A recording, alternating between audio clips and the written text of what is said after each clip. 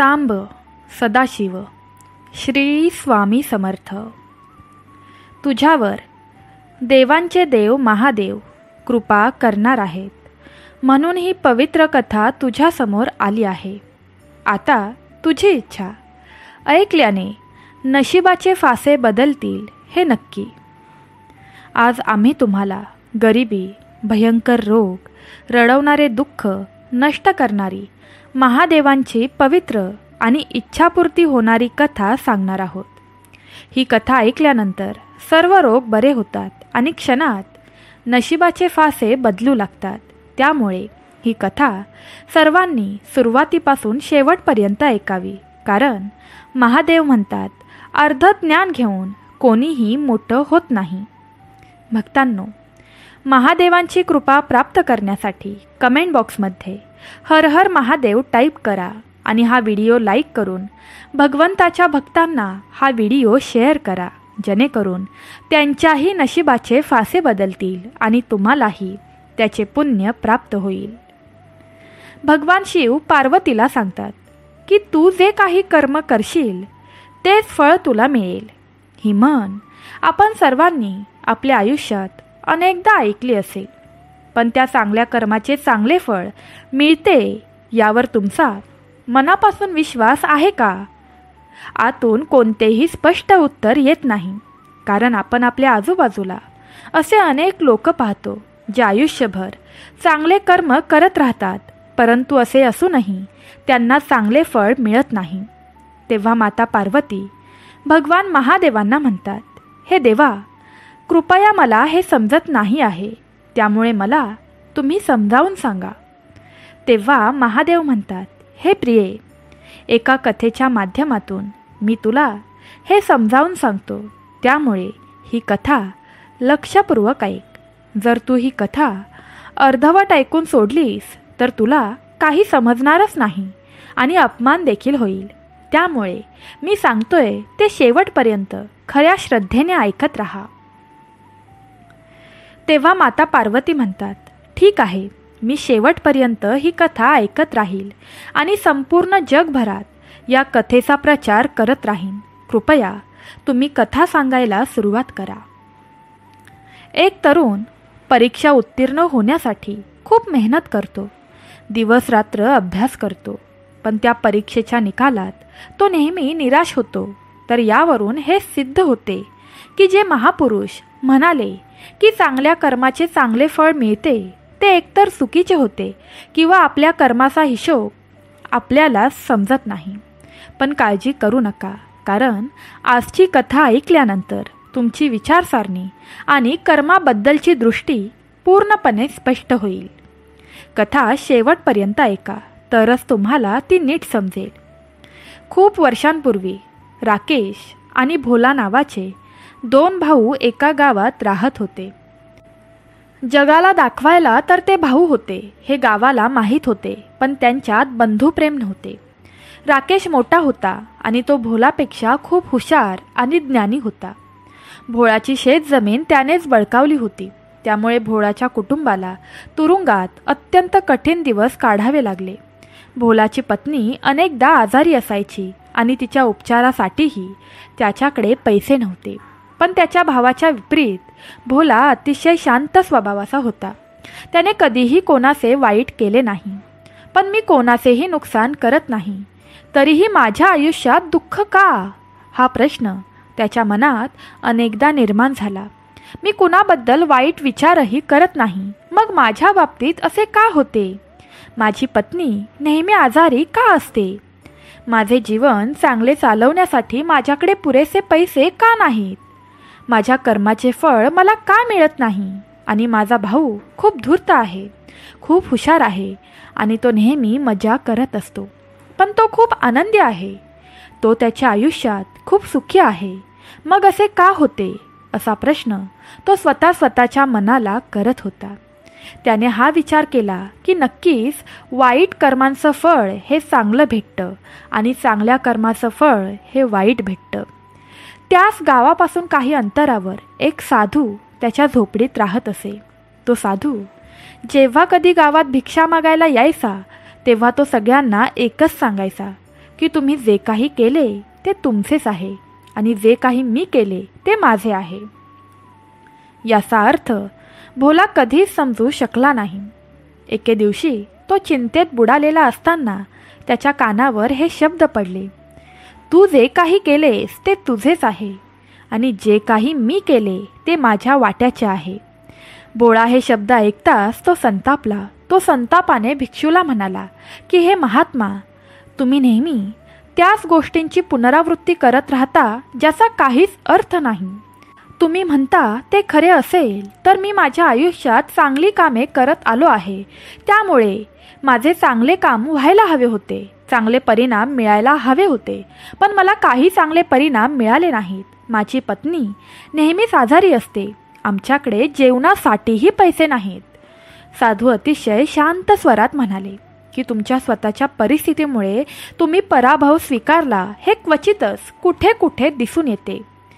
कठीण परिस्थितीने तुझ्या मनावर खूप प्रचंड चुकीचा प्रभाव टाकला आहे, त्यामुळे तुझी विचार करण्याची सारणा पूर्णपणे बदलून गेली आहे. तू एक काम कर, आज संध्याकाळी काही फळं घेऊन माझ्या आश्रमात ये, मग मी तुझ्या सर्व प्रश्नांची उत्तरे देईन.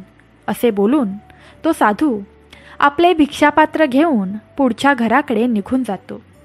मग संध्याकाळी भोलाने काही फळे विकत घेतली आणि गावाच्या खूप दूर रस्त्याने पुढे जात असताना गावापासून दूर असलेल्या साधूंच्या आश्रमाकडे निघाला.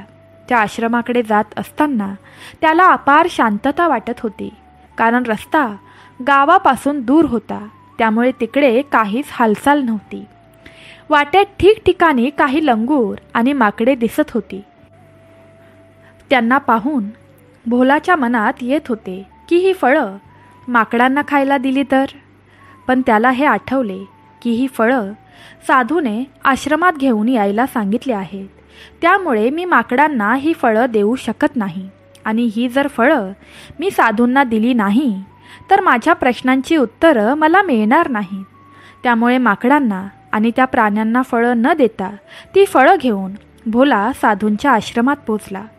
आश्रमात पोचताच साधू त्या व्यक्तीला म्हणजेच भोला यांना म्हणाले की इच्छा होती प्राण्यांना फळं देण्याची, तर मग त्यांना ती फळं दिली का नाहीस?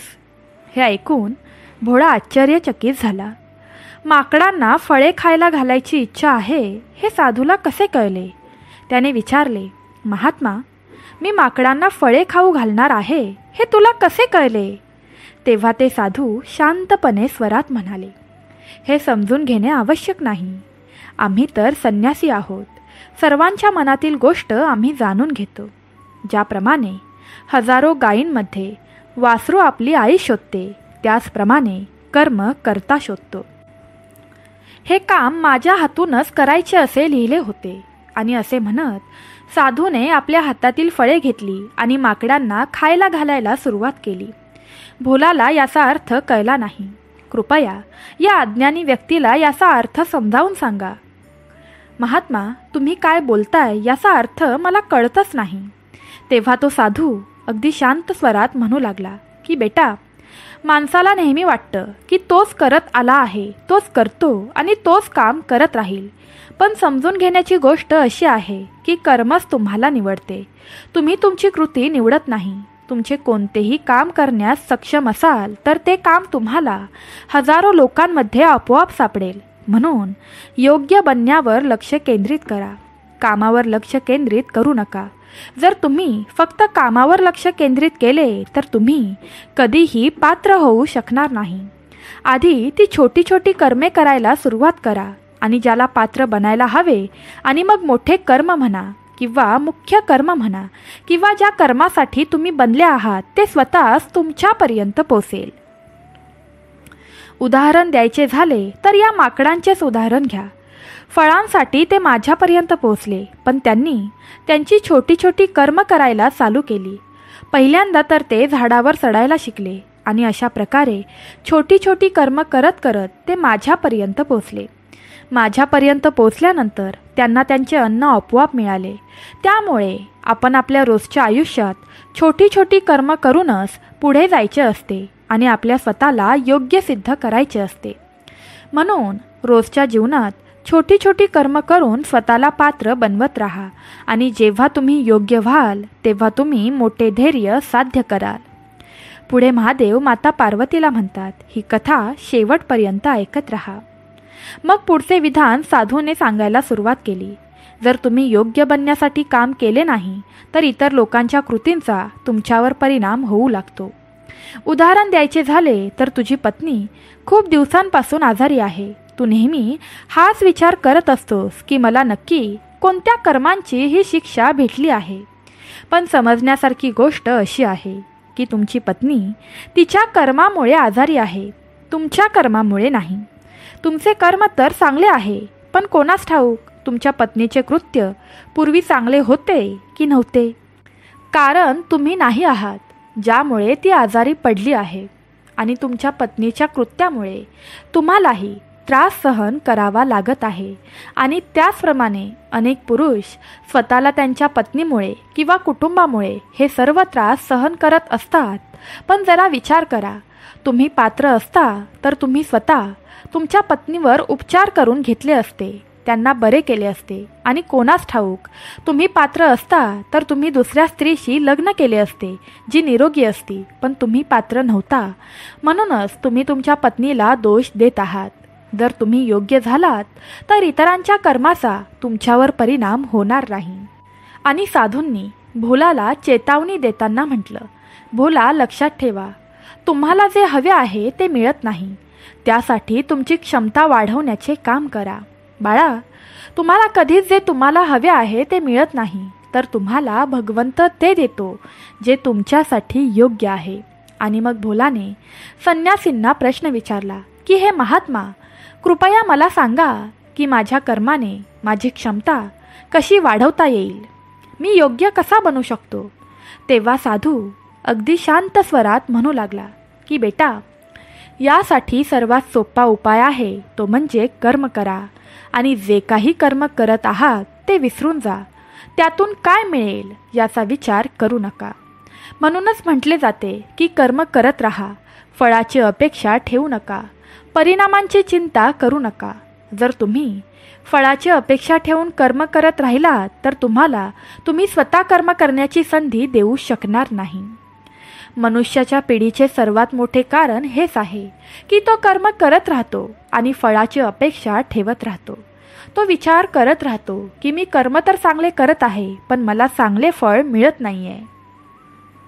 आणि ही वेदना त्याच्या मनाला त्रास देत राहते, त्याला त्याच्या धैर्यापासून भटकत राहते. कोणतेही काम केल्यावर निश्चितपणे स्वतःचे मूल्यांकन करा, पण फळाची अपेक्षा ठेवू नका. मग भोलाने साधूला विचारले, महात्मा, आपण स्वतःचे मूल्यांकन कसे करू शकतो. तेव्हा साधूंनी उत्तर दिले की बेटा, जेव्हा तुम्ही कोणतेही काम पूर्ण कराल तेव्हा ते काम पूर्ण झाल्यावर स्वतःला हा प्रश्न विचारा की हे काम करत असताना तुझे लक्ष या कामावर लागले होते का, या मार्गाने तू सक्षम होशील का, तुम्ही ते काम किती काळजीपूर्वक करत आहात. या प्रकारे स्वतःचे मूल्यमापन करा आणि कोणतेही काम तुम्ही जितक्या लक्षपूर्वक कराल तितकी तुमची क्षमता वाढेल. आणि तुम्ही कोणतेही काम केवळ ते पूर्ण करण्यासाठीच करत राहिल्यास ते काम तुम्हाला कधीच होणार नाही. ते कार्य पूर्ण होईल परंतु तुम्हाला त्याचे फळ मिळणार नाही. म्हणून तुमचे लक्ष तिकडे केंद्रित होते की नाही किंवा तुमचे विचार तुम्हाला कुठेतरी भरकटले की नाही याचे मूल्यमापन करा आणि पुढच्या वेळी प्रयत्न करा की या कामात आपले विचार केंद्रित राहावेत आणि इतर गोष्टींमध्ये भरकटू नयेत. यावर भोलाने प्रश्न विचारला, आपण जेव्हा कोणतेही काम करतो तेव्हा आपण सर्व प्रकारच्या गोष्टींचा विचार करू लागतो. मग आपण आपले मन केवळ एका कृतीवर कसे केंद्रित करू शकतो. याचे उत्तर देताना साधू म्हणू लागला की बेटा, जेव्हाही तू कोणतीही कृती करतोस आणि त्यात आपले संपूर्ण मन लावतोस तेव्हा आपले विचार त्याच कार्यांवर केंद्रित राहू शकतात. पूर्ण भक्ती, प्रेम आणि सत्याने केलेले कार्य तुमच्या विचारांना इकडे तिकडे फिरू देत नाही. आणि जेव्हा तुम्ही ते काम पूर्ण भक्तीने करत नाही, त्यामध्ये तुम्ही पूर्ण भावना दाखवत नाही, तेव्हा ते कर्म पूर्ण होत नाही. जेव्हा तुम्ही या 3 गोष्टी त्या कृतीत ठेवता तेव्हा स्वाभाविकपणे तुम्ही त्या कृतीत पूर्णपणे गुंतून जाता, त्यांना व्यवस्थित जाणून घेता. तेव्हा तू स्वतःला कोणत्याही कृतीसाठी सक्षम बनवू शकतोस आणि तू एकदा का सक्षम झालास की त्या निंदकाप्रमाणे त्याचे कर्म त्याला स्वतःहून शोधते. काही फळांच्या बदल्यात भोलाला आयुष्यभराचे ज्ञान प्राप्त झाले होते. त्याला स्पष्टता आली होती. त्याच्या मनातील सर्व प्रश्न संपले होते. त्याने साधूंना नमस्कार केला आणि तेथून आपल्या घरासाठी तो निघून गेला. रात्री उशीर झाला होता आणि रस्त्यावर अंधार होता आणि तो विचार करत करत आपल्या घराकडे निघून गेला. एक दिवस एक दुःखी व्यक्ती त्या महात्माकडे पुन्हा आले आणि म्हणाले, मी माझ्या जीवनावर खूप दुःखी आहे. मी माझ्या पत्नीला आणि माझ्या कुटुंबाला आनंदी ठेवू शकत नाही. मी स्वतःसाठी काहीच करू शकत नाही. मला माझं आयुष्य संपवावं असं वाटत आहे. तो मनुष्य त्या साधूला म्हणाला, तू खूप साधना करतोस, खूप तपश्चर्या करतोस. काय तू मला या सर्वातून बाहेर काढू शकतोस, ज्याने मी माझ्या वाईट वेळेवर मात करू शकेन आणि माझ्या कुटुंबाला सुखी करू शकेन? कृपया मला काही सोपा मार्ग सांगा, जेणेकरून मला सगळं समजेल, कारण मी फार शिकलेला नाही. जर तुम्ही मोठ्या गोष्टींबद्दल बोललात तर कदाचित मला कधीच समजू शकणार नाही. हे ऐकून महात्मा हसले आणि म्हणाले की तुम्ही एक काम करू शकता. समोरच्या दिशेकडे बोट दाखवत तो म्हणाला की त्या उंच टेकडीवर एक मंदिर आहे आणि त्या मंदिराजवळ एक मुंग्यांचे घर आहे, जिथे हजारो मुंग्या राहतात. हे तुम्हाला खूप विचित्र वाटेल, पण त्या मुंग्या त्या मंदिराची जमीन खराब करतात. ते त्या जमिनीची सुपीकता नष्ट करत आहेत, ज्यामुळे तेथे कोणतेही झाड किंवा गवत उगवत नाही. तुम्ही माझ्यासाठी एक काम करा. तुम्ही त्या मुंग्यांचे घर तोडून टाका. त्यांच्या घराची पूर्ण वाट लावून टाका. मी तुमच्या प्रश्नांची उत्तरे देतो, पण घर पाडताना एकही मुंगी मरता कामा नये. हे समजावून घेण्याचा प्रयत्न करून तो तरुण तिथून निघून गेला. कदाचित त्याला समजले नसेल की महात्माजी असे का करत आहेत. ते त्या पक्ष्यांवर अन्याय करत आहेत, त्यांची घरे उद्ध्वस्त करत आहेत, त्यांचं नुकसान करत आहेत. असे कोणते महात्मा करतात? पण तरीही त्या महात्म्याच्या सल्ल्यानुसार तो दुसऱ्याच दिवशी टेकडीवर जायला लागतो. तेव्हा त्याला दिसते की अनेक मुंग्या आपले अन्न गोळा करण्यात व्यस्त आहेत आणि त्या त्यांच्या घरात धान्याचे छोटे छोटे कण गोळा करत आहेत. हे पाहून त्याला वाटले की त्या मुंग्या आपले घर भरून ठेवण्यासाठी खूप मेहनत करत आहेत आणि आपण जर त्यांचे घर तोडले तर ते किती वाईट होईल असे त्याला वाटले. पण नंतर त्या महात्म्याचे शब्द आठवून ते घर पाडण्यास त्याने सुरुवात केली. जसं मुंग्यांना कळलं की हा व्यक्ती आपलं घर तोडत आहे, तसं त्यांच्यामध्ये धावपळ सुरू झाली. त्या इकडे तिकडे धावू लागल्या. आपला जीव वाचवण्यासाठी त्या इकडे तिकडे धावू लागल्या. काही वेळाने त्यांचे घर पूर्णपणे उद्ध्वस्त झालं. सगळ्या मुंग्या इकडे तिकडे लपून बसल्या. हे करून झाल्यानंतर तो तरुण दुःखी मनाने परत आपल्या घरी आला. तो पश्चातापाने भरला होता. मग रात्री अंथरुणावर पडताना त्याला वाटले की आता त्या मुंग्यांचे घर उद्ध्वस्त झाले आहे. आता त्या ठिकाणी परत जाण्याचा काय फायदा, कारण मुंग्यांचे घर पूर्णपणे मी नष्ट करून आलो आहे. पण महात्माजी म्हणाले होते की मी ते केले आहे. पण मग काहीतरी विचार करून त्याने दुसऱ्या दिवशी पुन्हा जायचे ठरवले आणि सकाळी लवकर उठून पुन्हा त्याच टेकडीवर तो जाऊन पोहोचतो, जिथे त्याने आदल्या दिवशी जे घर उद्ध्वस्त केले होते. तिथेच त्या मुंग्यांनी पुन्हा त्याच ठिकाणी आपले घर बनवले आहे. हे पाहून त्याला धक्काच बसला. पण पुन्हा नव्याने मुंग्या आपल्या घरासाठी काम करत होत्या. तेव्हा भोलाला वाटले की या मुंग्या किती मूर्ख आहेत. कालच त्याच ठिकाणी त्यांचे घर उद्ध्वस्त झाले आहे आणि आज त्याच ठिकाणी त्यांनी आपले नवीन घर बांधले आहे. हा विचार करून तो माणूस हसणार होता. पण महात्माजींचे हे शब्द आठवून त्यांनी पुन्हा त्या मुंग्यांचे घर तोडायला सुरुवात केली. पण पुन्हा त्या मुंग्यांमध्ये एकच गोंधळ उडाला आणि काही वेळाने त्या मुंग्या आपला जीव वाचवण्यासाठी इकडे तिकडे धावू लागल्या. काही वेळाने त्यांचे घर पुन्हा उद्ध्वस्त झाले आणि त्या तरुणाला थोडे समाधान वाटले की मी ते घर पूर्णपणे उद्ध्वस्त केले आहे. आता त्या मुंग्या पुन्हा तिथे आपले घर बनवू शकणार नाहीत. म्हणून जाण्यापूर्वी त्याने त्या घरावर थंड पाणी ओतले जेणेकरून मुंग्या तेथे आपले घर करू शकणार नाहीत. आणि अशा प्रकारे आपले कर्तव्य संपवून तो तरुण आपल्या घरी परतला. मग पुन्हा रात्री झोपताना तो माणूस पुन्हा विचार करत होता की हे काम बरोबर आहे का? एखाद्याचे घर उद्ध्वस्त करणे एखाद्या परिपूर्ण माणसाला शोभते का? तो महात्मा नक्की सिद्ध पुरुष आहे का? तो मला मूर्ख बनवून माझी मजा तर घेत नसेल. पण पुन्हा तो मनात म्हणतो की तो महात्मा नक्की सिद्ध पुरुष आहे का? तो मला मूर्ख बनवून माझी मजा तर घेत नसेल. पण पुन्हा तो मनात म्हणतो की मी पहिला मला सांगितलेलं काम पूर्ण करतो, कारण तेच पूर्ण झाल्यावर मला या पाठीमागचा अर्थ समजेल. मग सकाळी उठून पुन्हा त्याच टेकडीवर तो जातो. टेकडीवर गेल्यावर तो त्याच ठिकाणी पोहोचतो जिथे त्याने त्यांचे घर उद्ध्वस्त केले होते. आणि तिथे एकही घर नव्हते आणि सर्व मुंग्या तेथून पळून गेल्याचे पाहून त्याला आनंद होतो. आता त्याला वाटतं की रोज येण्यामागचं प्रयोजन काय, कारण मुंग्यांनी त्याचे घर बदलले आहे.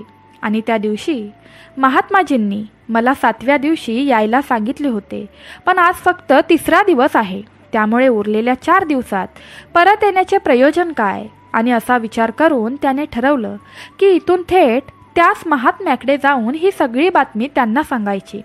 तो मागे वळून त्या टेकडीवरून त्या महात्म्याच्या आश्रमाकडे जाऊ लागला. तेव्हा अचानक त्याची नजर दुसऱ्या ठिकाणी फक्त मुंग्यांनी बनलेल्या एका घरावर पडली. म्हणजे ते घर त्याच मुंग्यांनी बनवलं होतं आणि त्या घरात आता त्या मुंग्या राहू देखील लागल्या होत्या. त्यांचा नवीन घर जुन्या घरापासून थोड्याच अंतरावर होते. जेव्हा तो हे सर्व बघतो तेव्हा मनात बोलू लागतो की बरोबर, म्हणूनच त्या साधूने मला 7व्या दिवशी आश्रमात यायला सांगितलं होतं, कारण त्यांना माहीत होतं की मुंग्या दुसऱ्या ठिकाणी आपल्या नवीन घर बांधणार आहेत. आणि हे लक्षात घेऊन तो त्यांचे नवीन घरही पाडायला पोहोचला. तो तिथे पोहोचला तेव्हा मुंग्या अजूनही आपल्या कामात व्यस्त होत्या. त्या स्वतःसाठी अन्न गोळा करत होत्या आणि आपल्या घरामध्ये जमा करत होत्या. जे जुने घर पाडण्यात आले होते तिथेही धान्य उरले होते आणि मुंग्या तेथूनही धान्य गोळा करून त्यांच्या नवीन घरी आणत होत्या. आता इथे पुन्हा त्या तरुणाचे मन थोडे कमजोर झाले, कारण तो स्वतः कमजोर झाला होता. तो स्वतः काळाचा बळी ठरला होता. त्यामुळे त्याच्या मनात त्या मुंग्यांबद्दल दया आली होती. त्यांना त्यांची कीव येत होती. त्याला त्यांना मदत करायची होती, पण त्याऐवजी तो त्यांना दुखावत होता. पण त्या महात्म्याचे शब्द आठवून त्यांनी पुन्हा ते घर उद्ध्वस्त करण्याचा निर्णय घेतला आणि यावेळी त्यांनी कोणत्याही मुंगीला कोणतीही हानी न होता मोठ्या काळजीने ते घर नष्ट करण्यास सुरुवात केली. थोडा जास्त वेळ लागला, कारण महात्माजींनी कोणत्याही मुंगीला इजा न करण्याची अट आधीच ठेवली होती. त्यामुळे त्याला ती घरे मोठ्या काळजीने पाडावी लागली. पण शेवटी ते घरही उद्ध्वस्त झाले आणि ते घर उद्ध्वस्त केल्यावर त्याला खूप वाईट वाटले. यावेळी तो पूर्वीपेक्षा जास्त दुःखी होता, कारण त्याने त्यांचे नवीन घरही उद्ध्वस्त केले होते. तो त्या मुंग्यांना स्थिरावू देत नव्हता आणि तो आता स्वतःला भूत किंवा राक्षस समजत होता. पण तरीही त्या महात्म्याच्या उपदेशाचे पालन करून तो दुःखी मनाने आपल्या घरी परतला. रात्री झोपण्यापूर्वी त्याच्या मनात पुन्हा एकदा विचार आला की मी किती मोठा भूत आणि घाणेरडा आहे, किती मोठा राक्षस आहे. जुने घर सोडा, मी त्या मुंग्यांना कुठेही राहायला जागा देत नाही. त्या मुंग्या माझ्याबद्दल काय विचार करत असतील? माझ्याद्वारे हे काम करवून घेणाऱ्या देवाला त्या किती शिव्याशाप देत असतील? परंतु तरीही त्याने दुसऱ्या दिवशी त्याच ठिकाणी जायचे ठरवले आणि दुसऱ्या दिवशी पहाटे पुन्हा तो तिथे पोहोचला. त्याला हे पाहून पुन्हा आश्चर्य वाटले की यावेळी मुंग्यांनी आपले घर नवीन ठिकाणी पुन्हा बांधले होते. त्यामुळे त्या पूर्वीपेक्षा जास्त शक्तीने काम करत होत्या आणि एका रात्रीत त्यांनी पूर्वीपेक्षा मोठे घर बांधले होते आणि आता त्या पुन्हा ते अन्न गोळा करण्यात व्यस्त होत्या. हे सर्व पाहून त्या व्यक्तीला असे वाटले की या मुंग्या नक्की कशापासून बनल्या आहेत? यांच्यात इतकी शक्ती आली कुठून? मी पुन्हा पुन्हा तेथून हाकलण्याचा प्रयत्न करत आहे आणि ते त्यांचे नवीन नवीन घर बनवत आहेत. त्यांना हे कळाले नसेल का की मी त्यांना इथे कधीच स्थायिक होऊ देणार नाही? ही एक मुंगी आहे. ती दिसायला तशी तीक्ष्ण आहे, पण तरीही ती माझ्याकडून हार मानत नाही. हे खूप आश्चर्यकारक आहे. आणि यावेळी रागाच्या भरात त्याने त्यांचे ते नवीन घर देखील उद्ध्वस्त करायला सुरुवात केली. पण त्यावेळी काही मुंग्या बाहेर आल्यावर मेल्या. त्याच्या क्रोधातून, त्याच्या अहंकारातून बाहेर आल्यावर त्याला कळले की आपल्यामुळे या मुंग्यांचा मृत्यू झाला आहे आणि त्याला खूप दुःख झाले होते. रागाच्या भरात त्या मुंग्यांचे किती नुकसान झाले ते पाहून तो रात्री झोपायच्या वेळेला रडत रडत घराकडे निघून गेला. आता यापेक्षा जास्त अत्याचार मी करू शकणार नाही असा विचार करत दुसऱ्या दिवशी त्याच मुंग्यांसाठी घरातून पीठ घेऊन त्याच टेकडीवर पोहोचला. आज त्याच्या मनात मुंग्यांसाठी करुणेचा भाव होता, दया होती. जेव्हा तो त्या टेकडीवर पोहोचला तेव्हा त्या मुंग्या पुन्हा एकदा नव्याने आपले घर बनवण्यात व्यस्त होत्या. त्याने मोठ्या प्रेमाने त्या मुंग्यांना त्याच्या घरून आणलेले पीठ खायला दिले आणि पुढचे 3 दिवस तो असाच वागत राहिला. रोज सकाळी मुंग्यांना स्वतःच्या हातांनी खायला घालायचा. मग 7 दिवसानंतर तो तरुण त्या साधूंकडे पोहोचला आणि तो तरुण हात जोडून महात्माजींना बोलू लागला. हे महात्मा, होय, मला क्षमा करा. मी त्या मुंग्यांचे घर उद्ध्वस्त करण्याचा खूप प्रयत्न केला. मी एकदा नव्हे तर 4 वेळा त्यांचे घर उद्ध्वस्त केले. मी त्यांचे घर तोडले. त्यानंतर मी धैर्य दाखवू शकलो नाही. मी ते नष्ट करू शकलो नाही. मला खेद आहे की मी तुमचे काम पूर्ण केले नाही आणि त्या बदल्यात तुम्ही मला माझ्या वाईट काळातून बाहेर काढण्याचे मार्ग सांगणार नाहीत. पण मला त्याबद्दल कोणताही पश्चाताप नाही. मला वाटते मी जे काय केले आहे ते बरोबर आहे. मी आता तुमची आज्ञा घेऊन या आश्रमातून निघून जातो. कृपया मला आज्ञा द्या. हे ऐकून साधू शांतपणे हसले आणि त्या भोलाला म्हणाले, अरे बाळा, काय घाई आहे? थोडं पाणी तर पिऊन जा. थोडा वेळ माझ्याबरोबर बस आणि मग तुझ्या घरी शांतपणे निघून जा. असे म्हणत साधूने त्या भोलाला तिकडेच थांबवून घेतले. पाणी दिल्यानंतर त्याने त्या तरुणाला त्या मुंग्यांचे घर नष्ट का करता आले नाही हे सांगण्यास सांगितले. त्या मुंग्या खूप लहान आहेत आणि तू एवढा मोठा आहेस, तरीही तू त्या मुंग्यांचा नाश करू शकला नाहीस. तुझ्या बाहूंमध्ये शक्ती आहे तरी कुठे? यावर उत्तर देताना भोला म्हणाला, हे महात्मा, मी त्या मुंग्यांचे घर पुन्हा एकदा उद्ध्वस्त केले होते. परंतु ज्या दिवशी मी त्यांना इजा केली होती त्या दिवशी मला असे वाटले की मी त्यांना एवढा त्रास का देतोय. त्यांचं दुःख मला सहन झालं नाही आणि हाच विचार करून मी त्यांना मदत करू लागलो. हे ऐकून साधू म्हणू लागले की हीच तर शिकण्याची गोष्ट आहे. एवढीशी मुंगी आपल्याला जीवनाचा संदेश देऊन गेली. मी तुला त्या मुंग्यांचे घर तोडायला पाठवलेच नव्हते, तर त्या मुंग्यांकडून काहीतरी धडा घेशील या उद्देशाने पाठवले होते. आता सांगा, तुम्ही त्या मुंग्यांकडून काय धडा शिकलात? मग त्या तरुणाने मला संपूर्ण कथा सांगितली. तेव्हा महात्मा त्याला म्हणाले, मुला, या मुंग्यांकडून तुला पहिला धडा शिकायला हवा होता की तू कितीही वेळा त्यांचे घर तोडण्याचा प्रयत्न केलास, त्यांचे घर तू कितीही वेळा उद्ध्वस्त करण्याचा प्रयत्न केलास, पण तरीही त्यांनी हार मानली नाही. आणि जर त्यांनी हार मानली असती तर तिथे त्या मुंग्या तुला पुन्हा दिसल्याच नसत्या. जीवन कर्म कार्यक्षमतेचे नाव आहे, परंतु आपण माणसे एक आहोत. एकदा दोनदा हारल्यावरच निराश होतो, खचून जातात आणि नंतर जीवनात काहीच प्रयत्न ते करत नाहीत. आणि काही लोक आपले जीवन संपवण्याच्या बेतात असतात. पण तुम्ही त्या मुंग्यांमध्ये किंवा प्राण्यांमध्ये एक गोष्ट पाहिली असेल की ते स्वतःचे आयुष्य कधीच संपवू शकत नाहीत. तुम्ही कधी असे ऐकले आहे का की एखाद्या प्राण्याने आत्महत्या केली? तो कितीही दुःखी असला, वाईट परिस्थितीत असला, तरीही तो त्याच्या जीवनात संघर्ष करणे सोडत नाही. प्राणी कितीही भुकेलेला किंवा दुःखी असला तरी तो नेहमीच आपल्या जीवनासाठी लढत राहतो. पण दुसरीकडे आपण माणसं जेव्हा आपण 1-2दा निराश होतो तेव्हा आपण आपलं आयुष्य संपवतो. आयुष्य कर्मशीलता आहे. जीवन आणि मरण ही अंतिम विश्रांती आहे. म्हणून मृत्यूपूर्वी कधीही काम करणे थांबवू नका, कारण मृत्यूनंतर तुम्ही अंतिम विश्रांतीसाठी जाल. तर त्याचपूर्वी तुम्ही तुमचे काम का सोडत आहात? तू निराश का होत आहेस? तुझं एखादं घर तुटलं तर दुसरं घर बनवण्याचा प्रयत्न कर. प्रयत्न करत राहा आणि जे प्रयत्न करतात ते कधीच हरत नाहीत. हे त्या मुंग्यांमधून बघितलं आहेस. या मुंग्या एवढ्याशा आहेत. तू त्यांच्यापुढे किती मोठा आहेस, पण त्या मुंग्यांचं मन तुझ्या मनापेक्षा खूप मोठं आहे. तुझ्यापेक्षा जास्त क्षमता त्या मुंग्यांमध्ये आहे. तू इतक्या वेळा त्यांचे घर तोडून देखील हार न मानता त्यांनी नव्याने त्यांचं घर बांधायला सुरुवात केली होती, कारण त्यांच्यात सहन करण्याची क्षमता तेवढीच आहे. तुझे कर्म तू करत राहा, फळ तुला भेटत राहील. त्यामुळे तू हार मानणं कधी सोडू नकोस.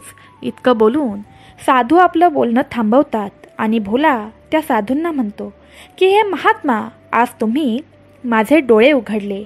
आज जीवनाचा खरा अर्थ मला तुम्ही समजावून सांगितला आणि इथून पुढे मी तुम्ही सांगितलेल्या आदेशानुसार माझं जीवन जगत राहीन आणि नेहमी आनंदित राहीन.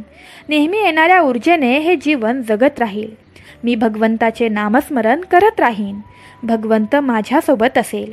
अशा प्रकारे साधूंचे आभार मानून त्यांना नमस्कार करून भोला आपल्या घरी निघून जातो आणि नव्याने जीवन जगायला सुरुवात करतो. आणि अशा प्रकारे महादेवांनी पार्वतीला ही कथा समजावून सांगितली. तुम्हाला आजच्या कथेतून काहीतरी शिकायला भेटले असेल अशी मी आशा करते. तुम्हाला आजची कथा कशी वाटली हे नक्की आम्हाला कमेंट करून सांगा.